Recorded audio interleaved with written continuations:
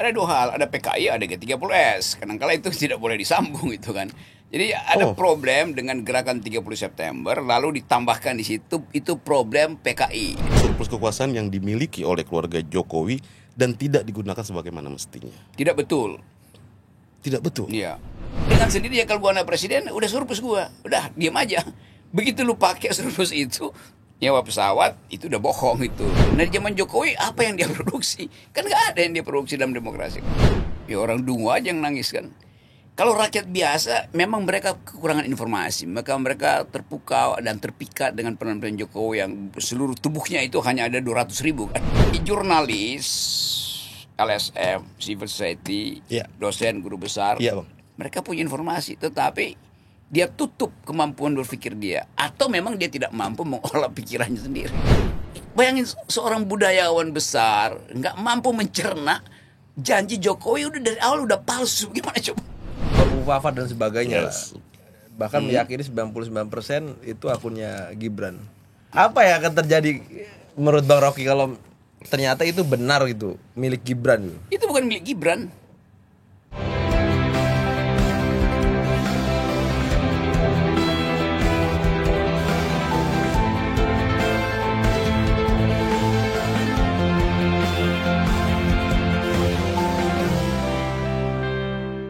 Jumpa lagi di podcast Keadilan TV bersama saya Jerry dan saya Arif. Wah, Bang Arif, ini podcast ini lagi-lagi alhamdulillah puji Tuhan spesial, Bang. Kita kedatangan tamu kehormatan dan beliau ini jujur susah banget dihubungin, Bang, dengan kesibukannya beliau, Bang. Tapi ini suatu kehormatan, kritikus dan juga pengamat dan juga penyerang. Kalau kata beliau ini, saya nggak menghina orangnya, personanya, tapi fungsinya. Bang Rocky Gerung. Halo, Bang. Apa kabar Tom and Jerry? Selamat datang di Keadilan TV, Bang. Thank you. Thank you udah nyempatin waktunya dengan segala kesibukannya. Salam buat Pak Panda. Siap. Nomor video call tadi. Iya, betul. Kalau dia nggak video call, gue nggak datang ke sini. Oke, Bang. Kita langsung aja Bang. Tapi sederhana dulu, Bang. Ini buat teman-teman Keadilan TV. Mungkin ada juga yang udah tahu, ada yang juga belum tahu. Abang sebagai kritikus dan juga pakar di bidang filsafat. Sederhana, Bang. Filsafat di mata Bang Rocky dan berfilsafat itu apa sih, Bang, maknanya untuk kebangsaan? Berfilsafat itu upaya untuk merefleksikan semua hal yang fundamental. Jadi fungsi filsafat adalah mencari apa problem fundamental dan kenapa disebut fundamental. Nah, saya mempergunakan filsafat untuk membongkar hal yang disembunyikan supaya yang fundamental muncul. Nah, bangsa ini diperlukan, filsafat diperlukan bangsa ini supaya hal-hal yang fundamental justru diperlihatkan, bukan disembunyikan itu.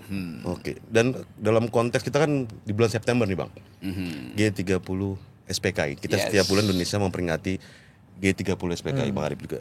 Menurut di mata Bang Rocky Gerung ini, apa sih makna G30 SPKI ini dan masih relevankah bagi anak muda memaknai itu, Bang? Izin. Ada dua hal, ada PKI, ada G30S. Kadang-kala itu tidak boleh disambung itu kan.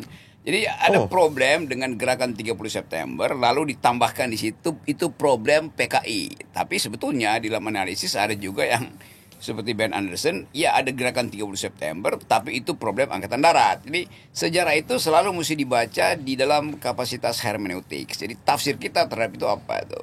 Yang resmi adalah tafsir negara bahwa itu pemberontakan PKI, tetapi tafsir akademis belum tentu itu. Jadi sebagai akademisi saya tidak mungkin mengucapkan sesuatu yang berbasis pada keputusan negara itu. Tetapi bahwa peristiwa itu menggemparkan dunia karena ada kurang lebih 500 atau bahkan ada kalkulasi sampai 1,5 juta orang meninggal, itu namanya genosida itu. Dan itu salah satu peristiwa tragis dalam sejarah peradaban dan sejarah hak asasi manusia. Oke. Dan kita kan lagi ramai nih, Bang Arif. Iya. Tanda kutip serangan kepada keluarga Jokowi 2 bulan ini, Bang. Iya. Polemik pesawat jet pribadi yang ditumpangi oleh Kaisang dan juga Bobby dan juga akun Fufafa yang diduga milik Gibran. Dan di podcast Abang sendiri saya habis menonton juga, Abang menyebutkan surplus kekuasaan. Itu podcast FNN. FNN, maaf, Bang. Oke. Siap. Siap. Saya memang jadi narasumber tetap di situ. Tapi di situ juga ada narasumber lain, ada Said Didu, almarhum Rizal Ramli, macam-macam itu. Tapi karena mungkin lebih sering saya bikin kontroversi di situ. Oke. Nah, jadi pertanyaan, Bang, betulkah ada power yang berlebih atau surplus kekuasaan yang dimiliki oleh keluarga Jokowi dan tidak digunakan sebagaimana mestinya? Tidak betul. Tidak betul. Iya. Oleh karena itu orang nggak ribut. Iya. Tidak betul. Iya, karena itu orang nggak ribut kan? Karena itu orang nggak ribut. Iya. Oh, menarik nih, menarik. Ya begitu kan faktanya. Faktanya. Surplus kekuasaan ini kan Ya tidak betul karena itu orang nggak ribut. Artinya kalau sebaliknya, kalau orang ribut, artinya memang surplus kekuasaan kan. ya ini kan Logikanya begitu, ribut ya. Bang. Ramai ini kan. Ya justru itu, kalau orang nggak ribut maka tidak ada surplus kekuasaan. Yang diribut orang surplusnya bukan kekuasaannya tuh. Kan itu yang saya maksud tuh. Ini berbeda. Ya Bedakan. kalau kekuasaan ini biasa aja, tetapi begitu dia surplus, dia menjadi otoriter. Yang orang persoalkan surplusnya itu bukan kekuasaannya. Logikanya begitu. Kalau you punya kekuasaan, you pakai secara prudent, secara fit and proper kan nggak ada soal. Jadi yang dipersoalkan surplusnya itu. Surplusnya itu mengakibatkan kekuasaan itu eksesif. Eksesif itu yang kemudian masuk ke dalam Gibran, masuk pada Kaisang itu. Berarti Bang Rocky Batasnya. mengamini betul si Kaisang, Gibran dan juga termasuk Bobby Itu limpahan surplusnya di situ. menggunakan surplusnya itu dengan Bukan dia tidak bertempat gunakan, dia tidak gunakan pun udah surplus. Kenapa? Ya karena dia anak presiden, apalagi kalau dia gunakan itu. Jadi secara idle, diam-diam pun dia udah surplus. Kenapa? Karena dia terkait dengan struktur kekuasaan itu anak presiden. Diucapkan atau tidak diucapkan dia udah surplus. Nah kalau dia lakukan surplus itu kemudian jadi korupsi itu. Kan begitu logikanya kan? Iya. Gua dengan sendirinya kalau gua anak presiden udah surplus gua, udah diam aja. Begitu lu pakai surplus itu nyewa pesawat itu udah bohong itu karena dia nggak perlu sewa pesawat. Dia cuma kasih tanda gue mau ikut lu ya, udah itu yang sana itu tahu bahwa yang mau ikut adalah anak tukang bakso, bukan anak presiden, maka harus diain. dan penggunaan surplus kekuasaan ini juga boleh kita gunakan tapi dalam tujuan positif. Boleh, Bang? Nggak bisa, kekuasaan itu ada batasnya. Begitu dia surplus pasti negatif. Bagaimana mungkin surplus kekuasaan dipakai buat positif? Kan kekuasaan itu udah diputuskan, itu kekuasaan Presiden Jokowi. Surplusnya pasti ada tuh di mana-mana dalam pengertian power tends to corrupt, apalagi kalau powernya absolut, maka dia absolut dia akan corrupt. Jadi yang bagian absolut ini udah cukup. Tapi kalau dia surplus, bahayanya yang surplus ini jadi peralatan untuk korupsi tuh. Nah batas misalnya 5 tahun itu udah segitu aja. Nah begitu Jokowi minta 2 periode atau perpanjang, surplusnya itu pasti eksesif kan. Eksesif. Iya. Yes.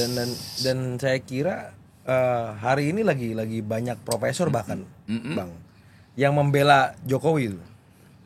Ada yang ahli tata negara yang ya itu numpang kok nggak ini kok dan sebagainya. Profesor itu membela metodologi, bukan membela Jokowi, kan ngaco kan. Masa tugas profesor sebagai guru besar membela metodologi, membela cara berpikir ilmiah, bukan membela presiden. Itu Profesor Dungu namanya tuh. Presiden. Kan di mana masuk akalnya? Yang membela presiden itu lembaga survei, membela presiden adalah relawan, itu fungsi mereka. Masa profesor, berarti profesor lembaga survei dong yang digaji oleh Jokowi. Berarti profesor-profesor ini buzzer dong. Kan bertentangan dengan fungsi etiknya itu. Nah, tentang kedunguan ini Bang Rocky ini kan Noroki no party. Selalu menyebutkan kedunguan. Kita mau bahas sedikit Bang tentang level masyarakat Indonesia di mata Bang Rocky. Iya. Banyak penjelasan Bang Rocky yang berani, mengagetkan, mendunggung-dungungkan, bahkan memvonis. Tapi menurut Bang Rocky, apa yang Bang Rocky harapkan sebenarnya? Apa cuma kegenitan Bang Rocky aja untuk tetap nyentrik sendiri? Padahal Bang Rocky kan ada ngomong tuh IQ Indonesia itu kan di level 70 bahkan di bawah sempat sih. Iya bukan gue yang ngomong, itu data Asia begitu. Nah, ada yang menyebut Bang Rocky cuma kegenitan Bang Rocky doang biar nyentrik. Ya orang yang bilang begituan yang genit tuh mau nyapa gue tapi pakai kata-kata nyentrik. Emang nyentrik mesti sesuatu yang eksentrik artinya di luar pakem. Jadi kalau saya nyentrik artinya saya nggak mau jadi pemuji kan itu dasarnya kan. Eksentrik kan di luar tuh. Jadi seseorang itu yang ada di luar pasti dia eksentrik. Kalau dia ada di dalam ya dia pasti pemuji, penjilat, pemuja itu. Nah kalau level masyarakat lu nyentrik lu ya karena lu di luar mainstream. Kalau di dalam mainstream nggak mungkin lu nyentrik kan. Lu ikut dalam stream itu, dalam mainstream itu. Tapi satu hal sebenarnya yang kami tanyakan adalah gini Bang. Bang Rocky mengamini bahwa tingkat masyarakat Indonesia ya di bawah atau misalkan bahkan selevel misalkan dengan simpanse misalkan atau di atasnya sedikit misalkan. Tapi gaya bicara Bang Rocky juga nggak buat mereka mengerti gitu loh bang. Kenapa akhirnya misalnya ada pertanyaan? Iya yang gue ngerti lu anak STM datang ke gue tuh buat belajar tuh. Siapa yang nggak ngerti? Ya nggak ngerti orang yang nggak mau ngerti. Boleh aja saya ganti narasinya tuh ke arah bawah itu. Artinya saya membenarkan orang untuk tidak berkembang kan. Kan kalau lu sayang pada seseorang, lu angkat dia tuh, lift up dia kan, bukan lu justru layani kebegoan dia kan. Kayak itu dasarnya kan. Ya tuh tahu bahwa lu ngomong nggak ada lu ngomong itu nggak ada yang ngerti. Ya nggak penting lu ngerti. Yang penting ada orang yang tahu saya kasih kritik. Lama-lama mereka belajar. Oh begitu caranya. Kan saya selalu bilang tuh. Ini saya pakai bahasa akademis. Ini ada istilahnya. Silakan cari di Google. Itu artinya orang Google kan. Orang nyari kan. Kalau gua nggak bilang begitu kan dia nggak mau nyari itu. Iya, berarti pentingnya abang selalu menyebutkan daya nalar kita mesti perlu kita tingkatkan bang ya. Iya karena tertinggal di Asia kita tuh 78 bayangin Singapura tuh 105 Thailand 115 bagaimana mau ada bonus demografi kalau IQ-nya segitu terus tuh. Nah bagaimana cara bikin IQ naik itu ya baca Shinchan. Kalau tingkat pemahaman masyarakat kita ini tentang berbangsa udah sejauh mana sih bang? Atau udah kritis banget menurut abang? Kita berbangsa dengan dua posisi sebagai pengikut atau posisi sebagai produsen, jadi konsumen atau produsen. Jadi kalau kita sekedar jadi konsumen demokrasi, artinya kita tahu orang yang memproduksi itu paham tentang demokrasi. Pada zaman Pak SBY, oke, banyak orang jadi konsumen demokrasi karena yang produsennya adalah orang yang mengerti demokrasi. Zaman Megawati, orang tahu bahwa Megawati memproduksi demokrasi dengan beroposisi di zaman Orde Baru tuh. Nah, demikian seterusnya tuh. Nah di zaman Jokowi apa yang dia produksi? Kan nggak ada yang dia produksi dalam demokrasi. Jadi coba bilang Jokowi memproduksi demokrasi, dia hasilkan demokrasi. Oke. Coba kita tanya satu persatu. Waktu Jokowi jadi presiden, Indonesia udah demokrasi apa belum tuh? Jokowi jadi presiden tahun berapa? 2014. Reformasi itu 98. Artinya 16 tahun setelah reformasi baru Jokowi jadi presiden. Jadi Jokowi jadi presiden di dalam situasi Indonesia sudah demokratis. Sekarang indeks demokrasi kita turun. Siapa yang bikin turun? Mulyono bang. Megawati. Gus Dur. Lo mereka yang bikin demokrasi. Termasuk kita masyarakat Indonesia. Hah? Termasuk kita masyarakat Indonesia membuat indeks. Iya lu ada di mana waktu 98? Gini nih. Orde Baru otoriter, kita hentikan itu di 98. Jadi 98 itu era demokrasi, betul nggak tuh? Betul. Oke, dimulai oleh Presiden Habibie itu. Habibie membuat partai hidup lagi itu. Departemen yang mencegah demokrasi, departemen penerangan dibuat nama Habibie kan. Kan begitu jadinya kan. Gus Dur jadikan Indonesia model demokrasi yang deliberatif. Percakapan demokrasi hidup betul. Pada waktu itu pindah pada Megawati. Megawati mengendalikan politik Indonesia di dalam kondisi sudah demokratis. Megawati pindahin ke SBY. SBY promosikan demokrasi Indonesia ke seluruh dunia. SBY pidato demokrasi seluruh dunia. Terus datang Jokowi tuh. Sekarang indeks demokrasi di zaman Jokowi turun dibandingkan dengan SBY. Maka Jokowi sedang menghasilkan demokrasi. Benar nggak? Salah. Lo dia turunin indeksnya kok. Justru menggerus demokrasi. Justru itu. Jadi bukan Jokowi sedang membangun demokrasi, dia sedang merusak demokrasi. Kan itu datanya kan. Lain kalau demokrasi zaman Jokowi indeksnya bagus. Dari demokrasi pergi pada dinasti baik apa buruk tuh. Nah, itu aja ukurannya. Dan banyak yang soal Jokowi bang, banyak yang menangisi dan menyesali dulu memilih dan mendukung Jokowi.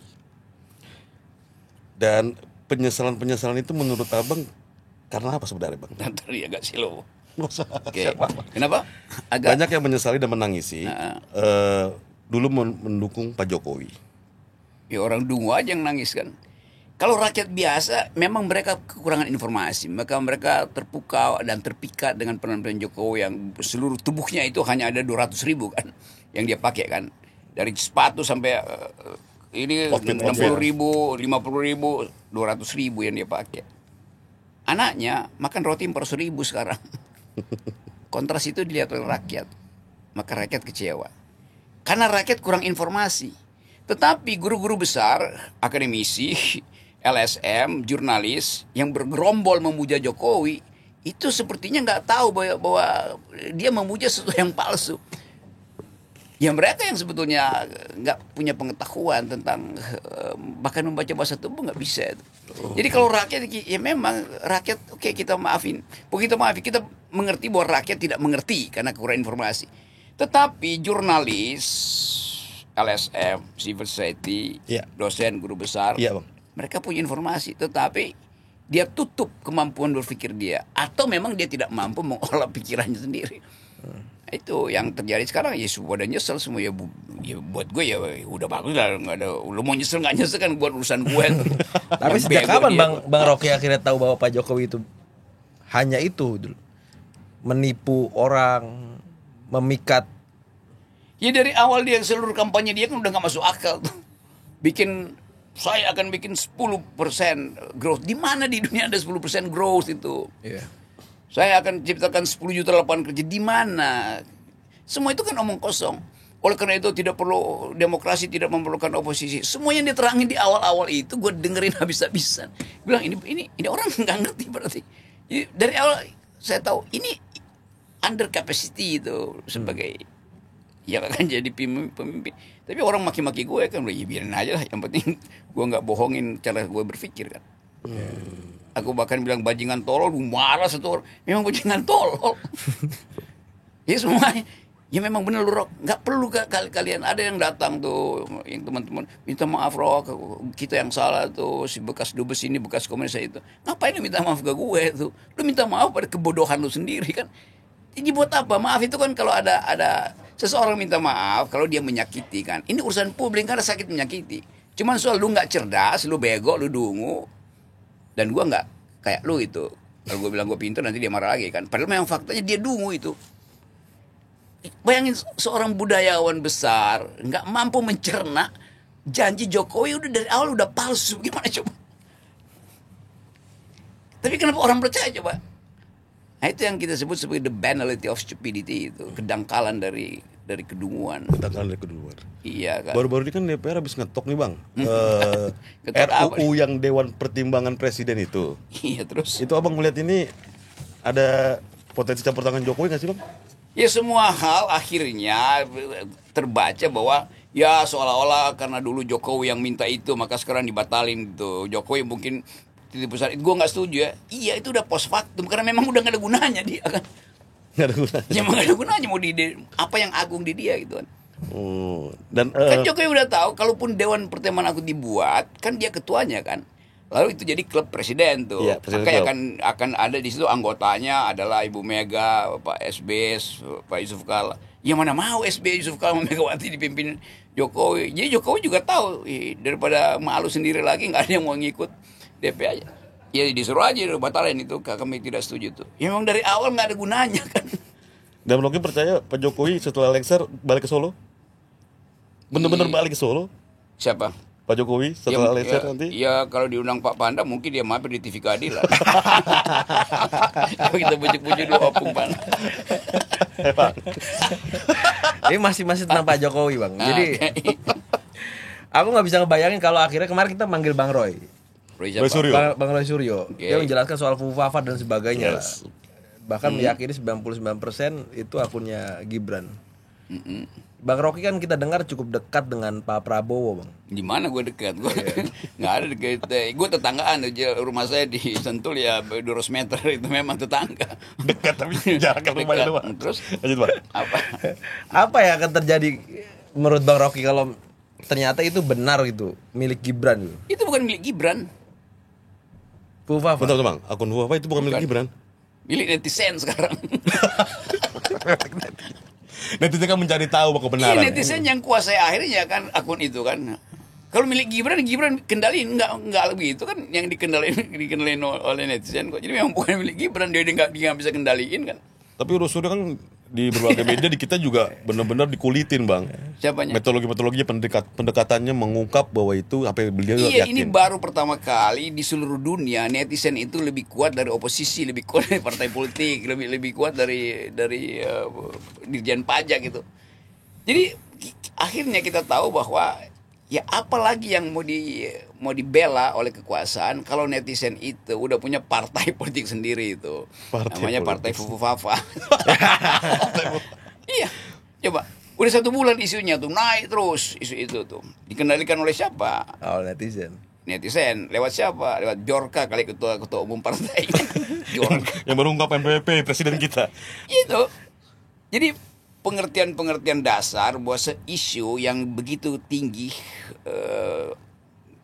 suhunya itu pasti dikendalikan oleh ya satu waktu mungkin 20 tahun kemudian baru bisa dibuka itu bahwa ya kan kita bisa bayangkan bisa sama seperti pertanyaan awal tadi soal G30S PKI itu kan ya akhirnya Amerika ngaku bahwa mereka ikut di situ setelah 20 tahun 25 tahun file itu dinyatakan declassified itu kan kan CIA kok kayak ini boleh dibuka itu sama juga data ini juga mirip-mirip bang ya kira-kira mirip-mirip pelakunya tuh dan menurut pengamatan Bang Rocky andai benar nih Gibran wapres terpilih kita pemilik akun Fufafa konsekuensinya dia bagaimana sih bang ke depan ketika menjabat wakil presiden? Ya tanya Pak Prabowo kan Pak Prabowo yang presiden kan. Atau gini deh bang, aku pahami gini bang. Jadi Pak Jokowi ini kan selama memimpin mungkin banyak beberapa kasus yang dibiarkan begitu saja. Urusan ijazah bahkan urusan Fufafa ini sebenarnya mudah aja bang. Ya. Ada BSSN, ada juga di Mabes Polri juga ada dan sebagainya. Tapi kok seakan-akan enggak? Iya kan. Apa harus nunggu Budi Ari keceplosan lagi dan sebagainya? Ya kan Budi Ari dipaksa untuk bicara. Siapa lagi itu? Siapa juru bicaranya itu siapa? Hasan Nasbi. Iya itu kan disuruh bicara tuh.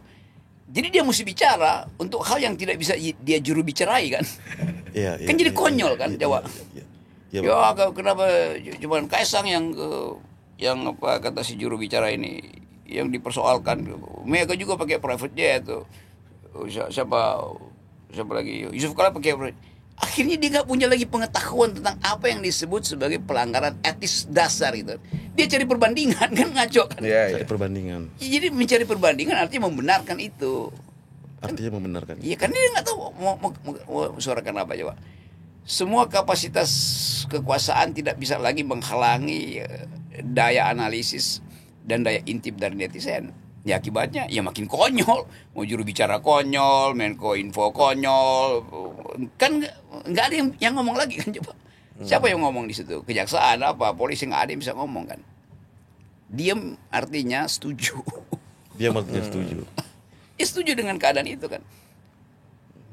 Artinya Jokowi nunggu ada seorang inisiator untuk membela dia, nggak ada lagi yang ingin membela. Jadi Pak Jokowi memang ya kalau kasus-kasus lain Harun Masiku segala macam mungkin masih bisa dia kendalikan atau apa dia bisa tuntun itu. Tapi ini sesuatu yang udah jadi talk of the town, jadi pembicaraan publik itu kan. Nggak bisa kendalikan. Bicara analisis bang, Bang Rocky udah baca belum komentar-komentar tweet-tweetnya akun Fafa itu sendiri? Enggak, saya nggak perlu baca. Saya cuma ingin tahu seberapa lama dia bertahan. Dan begitu dia bertahan lebih dari sebulan, itu artinya ada orkestrasi itu. Yang mesti kita bayangkan orkestrasi dari mana? Ya, dari dalam atau dari luar? Pasti ada pertemuan kepentingan dalam dan luar tuh. Menurut apa dari mana orkestrasinya bang? Enggak murni netizen. Dari TV Keadilan lah, karena baru sekarang lu mau tanya-tanya aja. Oh kalau isu itu lebih dari sebulan ada orkestrasi di luar. Pasti orkestrasi. Mana ada isu yang begitu bertengger dan makin lama menuju 20 Oktober itu makin tinggi. Kan dicicil kan menuju coba. 20 Oktober. Ya pasti menuju 20 Oktober. Coba. Setiap kali diucapkan diminta dibantah dengan cara goblok atau bukan goblok, kacau bukan kacau, salah bukan salah, bego bukan bego, dengan cara dungu oleh istana. Ya akibatnya kan terpancing aja kan, lalu besok pasti dibuka lagi kan. Banyak data yang tersimpan yang bahkan ditawarkan kok mau beli namanya rahasia-rahasia presiden. Ya dari mana bocornya? Ya bocor itu ya ada sumbernya tuh, sumber dasarnya hulu apa hilir. Oke. Dan menjelang 20 Oktober nanti bang, itu kan peralihan kekuasaan. menjelang peralihan kekuasaan ini kita mendapat banyak reaksi, Bang. Ada yang kemudian membersihkan diri seolah tidak ada kaitannya dengan penguasa sebelumnya. Ada yang tiba-tiba memuji penguasa yang baru. Ada yang wait and see, mengkritisi. Ada yang tidak percaya lagi bahkan. Bagaimana Bang melihat ini, Bang? Ya, Abang di posisi mana, Bang? Itu kalangan patetik, orang yang nggak bertanggung jawab sebetulnya kan. Waktu dia pilih itu ya dia mesti sampai dia tamat itu dia mesti bersama Pak Jokowi kan. Kan itu namanya kejujuran orang kan. Jadi bukan dia tinggalkan Jokowi, loh dia pilih dari awal dengan pengetahuan kesadaran. Kalau rakyat ya dipilih karena BLT, boleh aja rakyat pindah-pindah. Tapi tim ini dia mesti sampai akhir dong itu, tenggelam bersama-sama itu baru bermutu manusianya itu. Yang dia pilih itu mesti dia pertanggungjawabkan, bukan dia lari dari tanggung jawab itu kan. Jokowi mau tenggelam, ya tenggelam sama-sama dong. Itu yang buat saya lebih busuk mereka ini yang mau melarikan diri dari Jokowi ketimbang Jokowi sendiri itu. Meninggalkan Jokowi kesepian di IKN, meninggalkan Jokowi itu harus bolak-balik cari cara supaya makan malamnya itu tidak terganggu oleh isu fufu-fafa. Kan keluarganya itu kan terganggu kan. Mungkin setiap malam tuh keluarga presiden itu harus ada konsultan untuk kasih Sanax apa Esilgen, obat penenang segala macam. Kan kita mesti bayangkan itu tuh.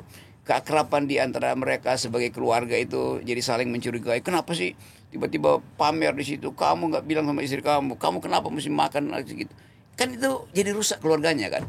Nah mereka yang tadinya satu keluarga itu secara extended family itu para pengipas, para penjilat, relawan segala macam, tiba-tiba mau keluar dari situ. Itu namanya ya busuk gitu kan. Jadi tenggelam bareng-bareng. Ya? Mendingan tenggelam ya bareng-bareng. Dong, itu begitu kan. Integritas. Ya itu orang berintegritas itu kalau dia korupsi dengan cara yang bermutu gitu. Jangan minta maaf itu atau minta dikurangi hukuman. Koruptor yang berintegritas, koruptor yang mau menghadapi pengadilan, bukan menjogok hakim.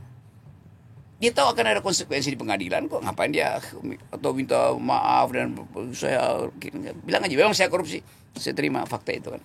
Dan kan itu namanya kejujuran. Termasuk salah satunya yang mungkin Bang Rocky sampaikan adalah PDI Perjuangan, Bang. Kenapa? Apa beda konteks? Ya PDI Perjuangan jelas dia bilang bahwa kami salah, kami tidak pernah meneliti psikologi kan. PDIP bilang kan kami memang tidak meneliti watak Pak Jokowi melalui analisa psikologi. Dia diakui, udah. Dan dia bahkan terang-terangan mengatakan ya itu kader kami dan kami tahu bahwa berupaya untuk jadi tiran dan kami cegah akhirnya lolos tapi dengan sedikit kacauan. Kan Ibu Mega yang mencegah Jokowi berkali-kali. Jangan 3 periode, jangan perpanjang masa kekuasaan, jangan taruh Gibran di situ kan. Jadi sinyal PDIP udah ada itu. PDIP bertanggung jawab di situ tuh. Dia tidak ingkari bahwa itu kader dia dan kader yang buruk memang. Udah apa? Dan masalah integritas tadi Bang menyebutkan tenggelam bareng-bareng dong gitu kan. Kira-kira siapa di elit lingkaran Jokowi ini yang menjelang 20 Oktober ini atau setelahnya akan meninggalkan Jokowi totally, Bang? Ya, saya kira bahkan Pak Pratikno mungkin udah siap-siap juga untuk ninggalin. Siapa? Bahkan Pak Pratikno yang paling dekat juga mungkin akan meninggalkan itu karena mungkin Pak Pratikno ya udah, tapi saya masih ada chair, masih ada kursi sebagai profesor di UGM kan. Bisa aja begitu kan pikirannya kan. Jadi kita mau uji juga orang itu. Integritas itu kan bukan ketika seseorang mengkritik orang lain, tapi ketika dia pilih dia mesti bela, itu namanya integritas dong. Itu. Oke.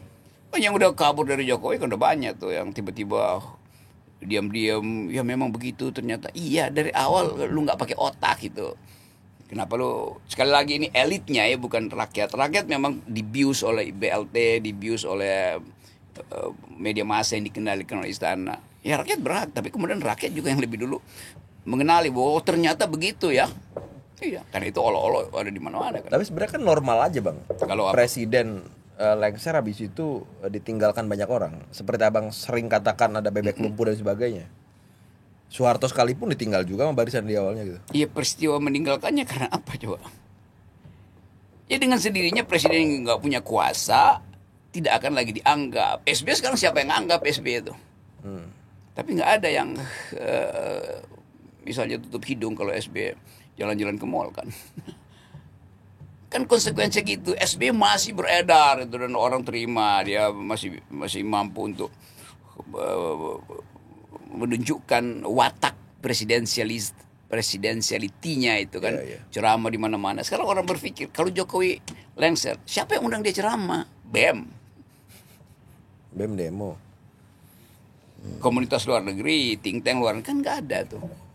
Kan orang anggap ya, bahkan mungkin orang akan lihat Pak Jokowi itu bukan bekas presiden, tapi presiden bekas itu. Ya, saya terangin itu tuh. Tapi sekali lagi ini bukan soal pribadi Pak Jokowi ya, ini soal dia yang dipilih dan punya kursi publik dan dia abaikan etika publik, itu intinya. Fungsi sebagai presiden ya, Bang. Ya, sebagai presiden tidak mengerti etika publik. Ya mau diapain coba? Mau diajarin juga. Ya bagaimana? Sampai kemarin coba tadi berita di mana sih? Barusan tadi sore itu Jokowi ada di Surabaya bagi-bagi BLT, bagi-bagi hadiah segala macam, bercakap-cakap tanya tentang harga. Ya apapun itu. Padahal Pak Jokowi bilang dia mestinya udah ada di IKN. Ini kan ada wacana dan memilih untuk datang ke perkawinan anaknya siapa, Ibu Khofifah daripada penutupan pon. Itu gimana, Bang? Bagaimana kita lihat apa mau cari apa sih itu di situ, Pak? Iya, lebih memilih datang ke itu peristiwa pon, itu kan peristiwa penutupan pon. Ya itu peristiwa nasional tuh. Tapi dia pilih, jadi orang merasa lo kok cara melihat urusan publik apa namanya itu norak itu, dangkal cara melihat urusan publik. Pernah nggak Abang mengkritik langsung ke depan Pak Jokowi, Bang? Pernah nggak Pak Jokowi datang ke depan saya? Atau mengundang Abang, pernah nggak ada undangan, Bang? Kalau Gibran kan jelas datang ke rumah Abang kan. Kalau itu banyak betul menteri yang ya, ketemu aja ini ya. Banyak kalau minta mengatur pertemuan. Itu banyak kalau itu yang kita tanya. Ya Gibran datang sendiri. Ya pasti minta izin atau disuruh bapaknya kan. Itu izin Bang, apa yang Abang ketahui soal Abang pernah nyebutkan Gibran datangi menteri tiap Sabtu? Iya memang ada beritanya kan di koran. Iya, sampai Abang diadukan laporan itu. Saya nggak tahu masih berlaku ngaduan itu.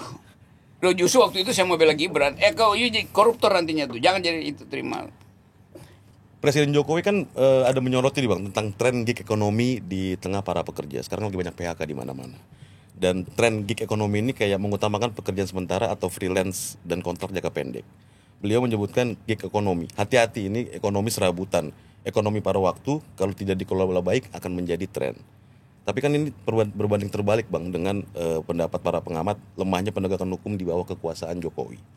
Hingga relate dengan pertumbuhan ekonomi di Indonesia. Itu pendapatnya gimana Bang Rocky? Iya kan dasarnya apa yang mau diterangkan oleh Pak Jokowi? Bahwa dia gagal untuk memperhatikan calon pekerja, kan itu yang dia dalilkan dulu, dia akan ciptakan 10 juta lapangan kerja kan. Iya. Jadi apa poinnya kalau dia katakan hati-hati? Ya bukan hati-hati, memang you gagal sehingga yang mesti hati-hati adalah kita. Kenapa dia gagal? Karena Jokowi tidak hati-hati. Kan jangan dibalik-balik dong jalan pikirnya. Kan kelas menengah berkurang. Kelas bawah yang berupaya untuk naik tidak mampu, maka ada frustrasi itu. Akibatnya semuanya berupaya untuk cari kehidupan dengan macam-macam cara yang dimungkinkan. Kan bukan itu yang disebut ekonomi kan. Kenapa nggak ada sinyal tentang pertumbuhannya berapa? Perusahaan juga nggak bisa realignment, mengatur kembali cash flow-nya. Jadi sinyalnya nggak ada. Satu-satunya sinyal adalah Prabowo. Jadi mestinya Jokowi bilang saya udah gagal dan saya ingin dukung Pak Prabowo yang 8%. Udah, tapi sekarang kita hitung 8% itu kalau di-push ke 8% itu artinya sektor kecil aja yang akan naik. Kan nggak mungkin yang di bawah ini di-push sama-sama kan. Akibatnya apa? Overheating. Jadi ekonominya jadi panas, lalu disparitasnya naik, apalagi kalau dia di-push di wilayah ekstraktif untuk dapat devisa, itu berarti 8% pertumbuhan, berapa persen ecological footprint.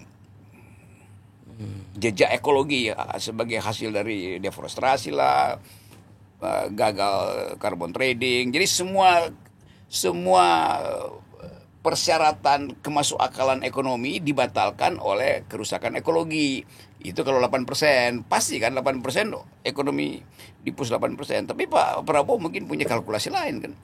Jadi buat apa dengerin Jokowi yang sekedar soal bahaya, apa bahayanya itu?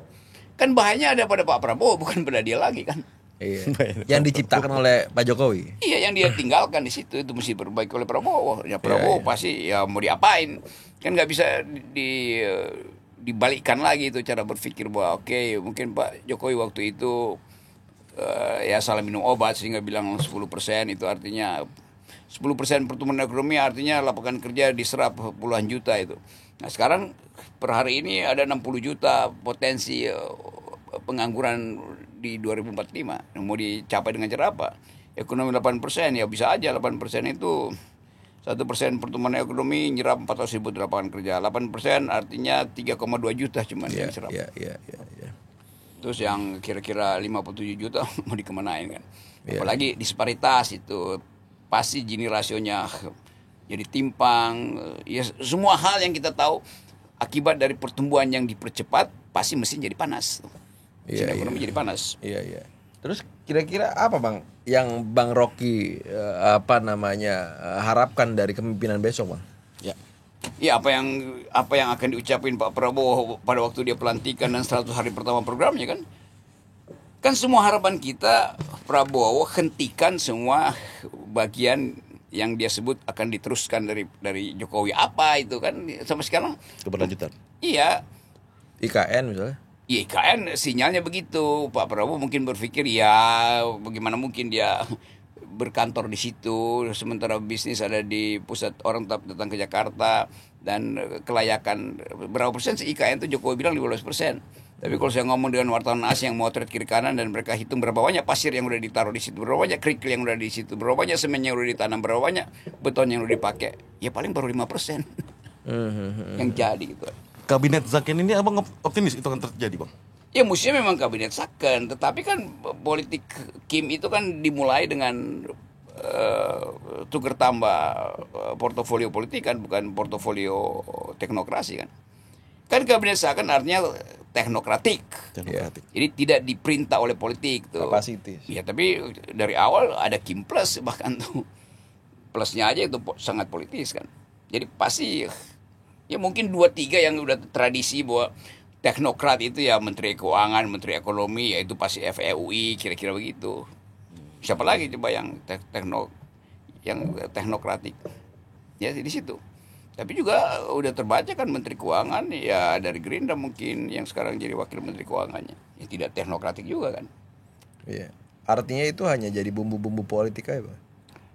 Soal kabinet Zaken. Iya kalau bumbu masih bagus. Ini apa? Ada juga masakan yang gak enak soalnya, Bang. Ya karena itu kalau dikasih bumbu bagus tuh, bukan bumbunya sebetulnya tuh. Ya bahkan menteri pengen ditambah Bang ya. Menkominfo aja hari ini wamennya ada 2. Yaitu membuktikan, banyak orang yang membuktikan bahwa ini karena menteri yang dapat karena giveaway gitu, Budi Ari. Bukan karena kapasitasnya gitu Bang. Ya banyak kan menteri seperti itu kan. Dan mungkin akan jadi 60 menteri plus wakilnya kan. Iya.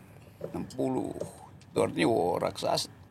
Tapi apa poinnya ditambah nggak ditambah? Kan bagi Pak Prabowo yang penting orang itu bisa dia kendalikan, orang itu pro dia, orang itu. Nah kalau teknokrat nggak pro Prabowo kan susah. Jadi tetap Pak Prabowo menginginkan ada teknokrat, ada Zaken, tapi Zaken yang betul-betul setuju dengan semua. Ya memang akan setuju, tetapi kan sifat kepemimpinan Pak Prabowo kan pasti akan ada hierarki ya, karena biasa span of command-nya lebih disiplin. Jadi nggak mungkin sekedar teknokratik yang dimaui oleh Pak Prabowo. Gitulah. Kim Plus ini sopnya bisa apa sih bang, akan terus solid? Apa ya? Kim Plus? Ya udah pasti bubar lah sebentar lagi kan. Sebentar lagi? Ya begitu Jokowi makin Jokowi melemah semakin Kim Plusnya juga hancur kan. Kim Plus kan semacam garasinya Jokowi. Dan tondo-tondo ini juga bisa dikonfirm dari pemecahan di pilkada nggak bang? Pastilah itu terasa di semua sinyal bahwa Kim Plus itu ya sebagai proyek politik sudah selesai.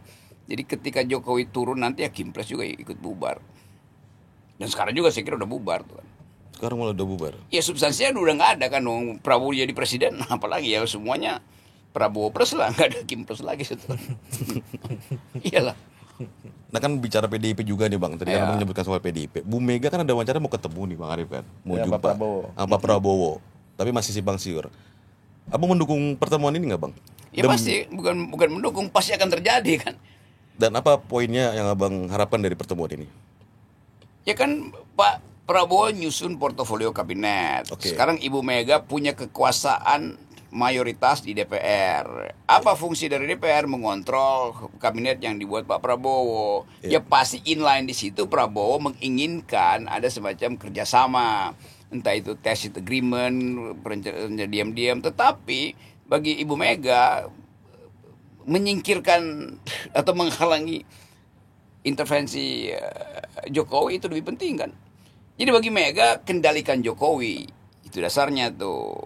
Baru bicara tentang apa yang bisa dikerjasamakan antara parlemen dan kabinet. Parlemen pasti ada Ibu Mega di situ kan. Apapun PDIP itulah faktor yang udah menetap di dalam politik Indonesia tuh.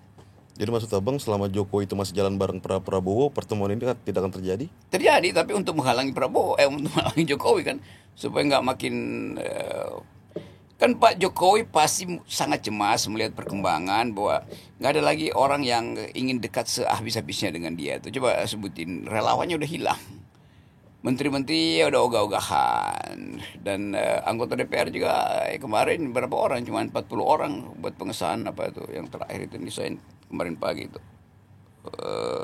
apa ya? Ya. Ya ada yang cuma dihadirin 40 orang. Tapi kan Jokowi ini kan ketua umum Golkar aja menyebut Raja Jawa Bang. Raja Jawa, artinya apa yang kita bilang A yang nyebutin bisa siapa? Pak Balil kan bilang tuh Pak Ya, Jokowi ini Raja Jawa. Pak Balil adalah abdi dalam dong. Ataupun kawan kan gitu loh. Bisa kan Jokowi juga, Pak Jokowi akan melakukan manuver-manuver untuk tetap bisa tanda kutip jalan bareng dengan Pak Prabowo. Iya, manuvernya apa? Manuvernya bagi-bagi BLT kan, masih bagi-bagi BLT kan, cuma kan kapasitas Pak Jokowi untuk mencari cara supaya dia tetap berfaedah atau berguna atau punya kendali di depan itu kan dibatalkan oleh perilaku Kaisang, dibatalkan oleh perilaku Gibran, dibatalkan oleh macam-macam kan. Dibatalkan oleh anaknya sendiri. Anaknya sendiri yang batalin. Iya kan, nggak nambah apa-apa pada legitimasi Pak Jokowi kan. Jadi kalangan Gerindra juga merasa, buset kalau masih ada Jokowi di situ, Gibran aja udah dibully, apalagi kalau Jokowi datang. Jadi psikologinya nggak nyambung itu buat rejim yang baru. Ya apa fungsinya Pak Jokowi di situ? Melindungi Gibran. Kan orang merasa, bagaimana caranya Jokowi melindungi Gibran? Gibrannya sendiri pasti nggak akan difungsikan kok. Ada rumor juga akun Pufafa ini diviralkan buat upaya Gibran bakal dilantik. Abang itu terlalu ekstrim pendapat itu gimana Bang? Supaya bakal tidak dilantik. Iya. Ya memang tidak boleh dilantik kan. Lo kan sebagai wapres. Kenapa? Sebagai wapres. Ya iya, kan dalam hukum ada, ya itu kan masa lalu. Lo justru itu namanya novum. Ya novum, barang bukti baru itu. Yang seandainya diketahui dari awal, maka tidak mungkin dia dicalonkan kan. Kan seandainya Fufu-Fafa ini dibocorkan pada waktu Mahkamah Konstitusi misalnya, ya pasti Jokowi nggak mau ambil risiko. Udah jangan kamu jadi, dan dibahaya nanti. Jadi berpikir harus begitu. Seandainya diketahui dari awal, di dalam hukum ada pengertian itu. Jadi artinya ada yang diselundupkan, ditutupi itu. Nah, sekarang terbuka. Kan mestinya Gibran pada waktu itu di watch tuh. Oh ini akunnya Gibran gini. Maka Gibran sendiri tahu, wah bahaya nih. Jadi jangan deh, gua nggak mau maju kan. Karena dia tahu impact ethically impact dari akun itu kan. Kan mestinya dibilang, waduh, saya menghina Pak Prabowo kok, saya menghina perempuan, masa saya masih dicalonkan. Nah seandainya Gibran tahu pada waktu itu, bukan seandainya publik tahu pada waktu itu, diberitahu pada Gibran mungkin menghindar dari, atau Jokowi bahkan akan larang. Tapi kan udah terjadi, maka mesti diasumsikan bahwa tidak pantas seseorang itu di dalam kapasitas seperti Gibran itu memimpin republik. Udah, ya soal di impeach apa segala macam kan dianggap bahwa ya impeach setelah dia dilantik gitu. Iya, tetapi dibatalkan nggak ada cara. Ya pasti ada cara dong. Kan nggak mungkin sesuatu itu yang kontroversi nggak ada caranya kan. Nah, pakar-pakar hukum itu merasa nggak ada caranya. Ya memang nggak ada caranya. Soeharto juga nggak ada caranya pada waktu itu tuh, karena dia legitimasinya kuat 80%. Ya tapi ada aja orang seperti Harmoko proses di DPR. Iya. Pak. Dan ya kan, sepanjang sejarah memang kan cuma 2 presiden ya yang pasca lengser akhirnya dia nggak punya partai gitu, Bang. Pak Jokowi dan Pak Habibie. Ya nggak ada soal kan, tapi Pak Habibie kan bukan itu soalnya tuh. Jokowi adalah soal pelanggaran konstitusi, soal dinasti kan, semua itu jadi genre baru untuk menilai kapasitas etis seorang pemimpin, dan dia nggak lolos dari segitu. Ya tapi kan Anda kan cuma bicara etikabilitas. Oke, gue ngomong intelektualitas tuh, konsepnya batal semua, nggak ada satupun konsep yang bisa dipegang secara intelektual. Ya, tapi kan elektabilitasnya tinggi. Ya silahkan pakai elektabilitas kalau nggak mau pakai intelektualitas dan etikabilitas. Artinya, ya ini jadinya kan. Karena dasarnya cuma elektabilitas. Tidak ada skrutinisasi etik. Tidak ada penelitian kapasitas abstraksi secara konseptual, kapasitas intelektual kan nggak ada.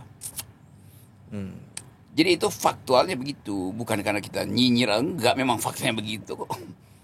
Iya, abang katakan semuanya fakta ya. Itu begitu. Jadi kita dideskripsikan aja. Lo orang marah. Lo, gue cuma deskripsi kan. Bahwa ini buruk, bahwa ini bego, ini dungu. Kenapa dibilang begitu? Ya memang saya cuma deskripsikan.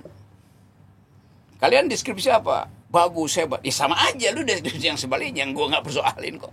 Lu puji, lu jiajo, ya silakan. Saya nggak pernah persoalin mereka yang memuji kan. Ya karena mereka melihat dari sisi kepentingan mereka. Saya melihat dari sisi kepentingan publik. Beda aja tuh. Jadi saya nggak ada masalah soal itu. Terakhir Bang, anak-anak kan kemarin baru pada demo, akhirnya gagal semua. Ya bukti bahwa hari ini Pak Jokowi juga nggak kuat-kuat banget gitu. Peringatan darurat ya? Iya, peringatan darurat. Apa yang ingin abang katakan terakhir untuk anak-anak muda nih? Anak-anak muda itu pasti akan bergerak lagi tuh. Karena kita tahu bahwa eskalasi itu bisa terjadi mungkin minggu depan. Ada peristiwa ekonomi kecil itu pasti. Jadi kan momentumnya kan tersedia terus kan. Dulu juga seluruh orang mana mahasiswa nggak bisa. Iya, tapi tunggu aja kan, dia punya logika sendiri tuh yang nggak mungkin kita pahami itu kan. Kemampuan mereka untuk menilai situasi kadangkala kita terkejut tuh kok tiba-tiba ada gerakan mahasiswa yang begitu masif kan. Jadi tetap momentum itu kan bukan voluntarisme dari seseorang, tetapi disediakan oleh hukum-hukum sosiologi itu. Jadi hukum-hukumnya ya mungkin belum nyampe tuh. Bukan belum nyampe, maksudnya belum tiba secara lengkap tuh. Yeah. Kan isu tentang Kaisang dan Gibran kan naik terus kan. Iya. Banyak para pengamat yang menyebutkan, saya tanya, mereka selalu confirm apa yang saya tanyakan Bang. Orang bodoh di Indonesia itu dipelihara. Siapa abang juga sama nggak sih tempatnya? Bukan dipelihara. Jadi kalau dipelihara artinya dibiarin bodoh, dimanfaatkan. Oh, lebih ekstrim lagi. Beda dong, dia dimanfaatkan, ketidaktahuan dimanfaatkan, disogok dengan bel, bukan dipelihara tuh. Oleh para penguasa Bang? Iya, yang punya ambisi kan dia manfaatin itu kan. Oh, oke, luar biasa. Ini terakhir banget Bang, sudah selesai. Apa harapan di pemerintahan Prabowo Gibran Bang? Bentar lagi bulan depan udah masuk pelantikan. Berarti akan dilantik dong kalau saya kasih harapan. Ya udah Prabowo-nya aja deh Bang. Harapan ke Pak Prabowo Bang. Iya, saya harapan itu diletakkan sebagai keinginan atau sebagai perintah gitu. Nggak mungkin kasih perintah. Jadi yang ada adalah harapan dalam bentuk keinginan, dan itu nggak efektif. Harapan yang kita maksudkan adalah protes rakyat terhadap apa yang direncanakan tuh. Nah, Pak Prabowo belum mengucapkan apa-apa. Satu-satunya yang diucapkan adalah makan siang itu. Oke, bagus. Tapi kemudian dihitung, mulai sekarang dihitung tuh, bahwa bisa nggak makan siang itu betul bergizi itu. Atlet PON aja itu harganya 51, tiba di restoran tinggal 30, tukang masaknya akhirnya yang dia konsumsi tinggal 8.000 perak. Bayangin coba.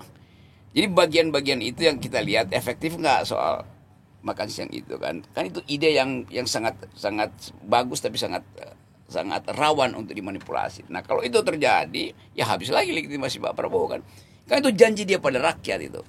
Ya janji dia tentang pertumbuhan ekonomi yaitu pasti ngikutin sinyal pasar dunia, sinyal Amerika terutama tuh. Jadi kemampuan Prabowo untuk siksak maneuvering di dalam keterbatasan kapasitas anggaran itu yang menentukan dia sukses apa enggak tuh.